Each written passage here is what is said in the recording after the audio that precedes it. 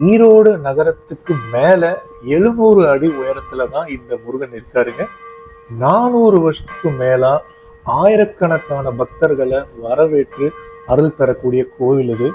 படியேற ஒவ்வொரு பயணமும் பக்தர்களோட மனதை வலுப்படுத்தக்கூடிய ஒரு ஆன்மீக அனுபவமா இருக்குங்க. வேண்டுதலை வச்சு வந்தவங்க திரும்பி நன்றி சொல்லாம போனதே இல்லை அப்படின்னு ஒரு பலத்த நம்பிக்கை இங்க இருக்கு. 22/2/2026 அன்னைக்கு இந்த கோவிலோட கும்பாபிஷேகம் நடக்க இருக்கு.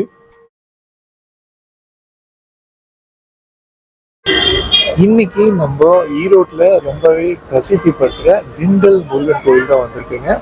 இந்த கோவிலுக்கான கும்பாபிஷேகம் வர்ற ஞாயிற்றுக்கிழமை நடக்க போகுது. நீங்க இந்த கும்பாபிஷேகத்துக்கு வர்றீங்க இல்ல இந்த கோவிலுக்கு வர்றீங்கன்னா இந்த கோவில் பத்தின முழு விவரங்களும் இந்த கோவிலோட சிறப்புகளும் இங்க இருக்கிற பூஜை நேரங்களும் தான் இந்த பதிவில் நம்ம பார்த்துருக்கோம். பதிவை தொடர்ந்து முழுமையா பாருங்க. வாங்க கோவிலுக்குள்ள போய் கும்பாபிஷேகத்துக்கான வேலைகளும் இந்த கோவிலை பற்றியும் நம்ம முழுமையா தெரிஞ்சுக்கலாம்.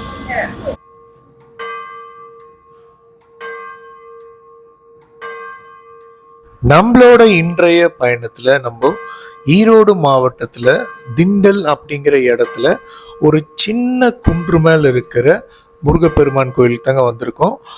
இந்த இடம் ஈரோட்ல இருந்து பெருந்துறை போற வழியில கிட்டத்தட்ட ஒரு 6 கிலோமீட்டர் தூரத்துல தான் இந்த கோவில் அமைஞ்சிருக்குங்க.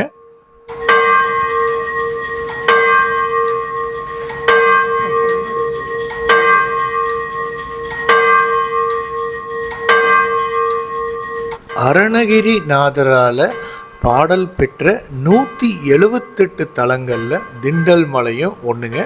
இந்த வேலாயுத சுவாமி கோயிலுக்கு நம்ம ஒரு அதிகாலை வேலையில தான் வந்திருக்கோங்க. அந்த காலை வேளையில அந்த வண்ண விளக்குகளால அந்த ராஜகோபுரம் ரொம்பவே மெய்சிலிருக்க வைக்குதுங்க. 50 அடி உயரத்துல இந்த ராஜகோபுரத்தை கிட்டத்தட்ட ஒரு 1.5 வருஷ காலத்திலேயே கட்டி முடிச்சுக்கிறத சொல்றாங்க. பல கோவில்கள்ல ராஜகோபுரம் பல வருஷமா கீழே இருக்கிறத நம்ம பார்த்துருப்போம். ஆனா இந்த கோவில்ல ராஜகோபுரம் அவ்வளவு சீக்கிரமா கட்டியிருக்காங்க. ராஜகோபுரத்து வழியா போற படிக்கட்டுகளுமே பாருங்க அமைஞ்சிருச்சு. இங்கிருந்து பார்க்கும்போது மேல இருக்கிற அந்த கோபுரமே ரொம்ப அழகா இருக்குங்க.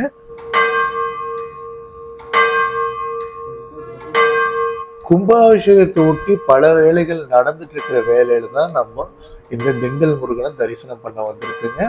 ரோட்டுக்கு பக்கத்திலே இருக்காட்டி நம்ம சட்டுன்னு உள்ள போயிடலாம். நீங்க பார்த்தாலே தெரிய ஒரு அளவான மலை, ஏற்கனவே ஒரு படிக்கட்டு பாதையுமே இருக்கு. அது போக இப்ப ராஜகோபுரத்து வழியாகவே போகலாம். நம்ம இப்ப கோயிலுக்கு உள்ளார போனோன்னே பார்த்தீங்கன்னா இங்க ஒரு விநாயகர் சிலை இருக்கு அரச மரத்துக்கு கீழே. இவரை நம்ம கும்பிட்டு அப்படியே கொஞ்சம் தள்ளி நம்ம போகும்போது மறுபடியும் அந்த இடத்துல ஒரு விநாயகர் இருக்காருங்க. இவரை கும்பிட்டு தான் நம்ம அந்த படி ஏறி நம்ம போறோங்க.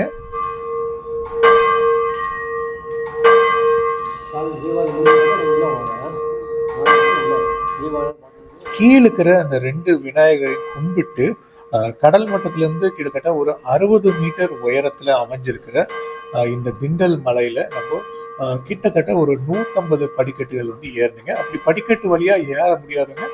படிக்கட்டுல இருந்து அப்படியே வலதுபுறமா போகும்போது அங்க வண்டிகள் போறதுக்கான ஒரு பாதையுமே இருக்கு. அங்க போனாலுமே அங்க ஒரு 25-30 படிக்கட்டுகள் ஏற மாதிரி தான் இருக்கும். சரி வாங்க நம்ம படிக்கட்டு வழியா ஏறி முருகரை போய் தரிசனம் பண்ணுவோம்.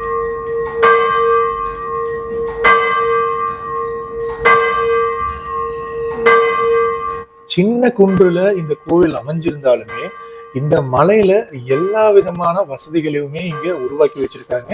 நம்ம முருகரை பாக்குறதுக்கு முன்னாடி இடும்பரை தாண்டி தான் போகணும். இடும்பருக்கு இங்க ஒரு சிறப்பு இருக்குங்க. இந்த மலை கோவில் அமைஞ்சிருக்கிற நாட்டுல ஒரு காலத்துல பெரும் பஞ்சம் வந்திருக்கு. அப்ப இங்க இருந்த வேளாளர்கள் எல்லாம் ஒண்ணு சேர்ந்து இடும்பு குமரனை வேண்டி அவர் மூலமா நாட்டுல மழை பெய்யணும் அப்படிங்கிற மாதிரி வேண்டியிருக்காங்க. அதே மாதிரி மழை பெய்யுது, திரும்பவும் அந்த பஞ்சமெல்லாம் போய் அந்த நாட்டுல வளம் வருது அப்படின்னு வரலாறு சொல்லுதுங்க. இதுக்கப்புறமா இங்க இருக்கிற மக்கள் என்ன பண்றாங்கன்னா தங்களோட வேண்டுகோளை இடும்பர் மூலமா முருகன் கிட்ட சொல்லி அவரோட அருள் பெறுறது இன்னைக்குமே நடக்கிறதா சொல்றாங்க.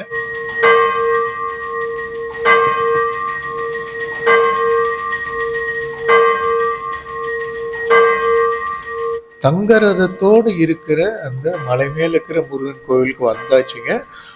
முருகன் கோவில் சுத்தியுமே பார்த்தீங்கன்னா மங்களகரமா முழுவதுமே வந்து இப்போ மஞ்சள் நிற பெயிண்டால வந்து அந்த வெள்ளை கூட இப்ப கிடையாதுங்க, முழுசும் மஞ்சளா வந்து மாத்திருக்கிறத நீங்க கவனிக்கலாம். இந்த கோவில்ல வந்து அதிகப்படியான வண்ணங்கள் கிடையாதுங்க.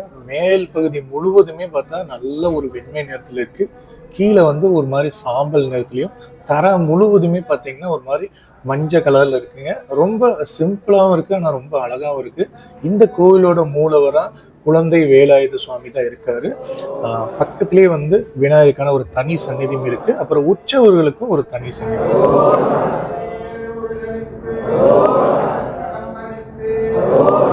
கோவிலுக்கு வெளியில தீபஸ்தம்பம் இருக்கிறதையும் அதன் வழியா அப்படியே படிக்கட்டு வந்து அந்த ராஜகோபுரத்தை அடையிறதுமே பார்க்கலாம். கும்பாபிஷேகம் போது இது எல்லாமே முழுமை பெற்றிருக்குங்க. அப்ப இன்னுமே கூடுதலா சிறப்பா இருக்கும்.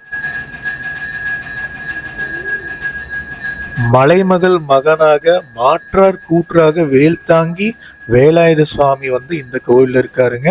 தீராவினை தீர்க்கக்கூடிய வேலோட காட்சி தர திண்டல் மலை முருகனை நம்ம வழிபடும் போது நமக்கு எல்லா விதமான தெளிவும் கிடைக்கிறதா வந்து மக்கள் நம்புறாங்க. அவரை கும்பிட்டு நம்ம அப்படியே வெளியில வரோங்க. வெளியில இன்னொரு புறத்துல வழியில பார்க்கும்போது அங்க நிறைய மரங்களையும் அங்க நிறைய ஓரளவு இடம் இருக்கிறதையுமே பார்க்க முடியும். இந்த பாதை வந்து நம்ம வண்டி பாதைங்க. இந்த பாதை வழியா நம்ம வெளியில வரும்போது வண்டிகள் நிறுத்தக்கூடிய ஒரு இடமே இருக்குங்க. கிட்டத்தட்ட 240 அடி வீடு உட்பட உயர இருக்கிற ஆசியாவிலே மிகப்பெரிய முருகன் சிலையை வந்து அமைக்கிற பணி வந்து இந்த திண்டல் மலையில வந்து நடக்குதுங்க.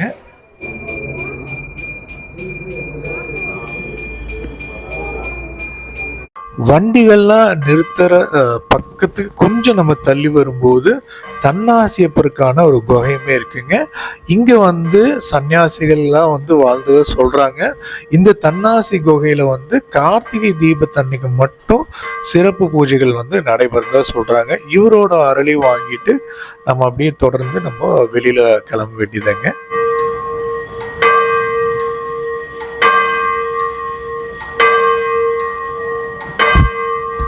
மலையோட வடகிழக்கு பகுதியில ஒரு சொனை இருக்கிறதாவும் அதை தான் வந்து முருகனோட அபிஷேகத்துக்கு பயன்படுத்துறதா சொல்றாங்க.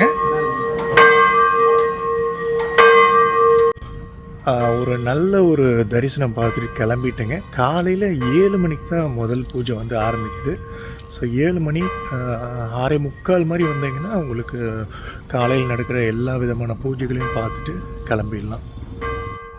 இங்க வர்ற பக்தர்கள் வந்து செவ்வாய் வெள்ளிக்கிழமைகள்ல முருகனோட காலடியில எலுமிச்சை பழத்தை வச்சு வேண்டிக்கிட்டா தாங்கள் நினைக்கிற நல்ல காரியங்கள் வந்து முருகர் வந்து நிறைவேற்றி தரதா சொல்றாங்க.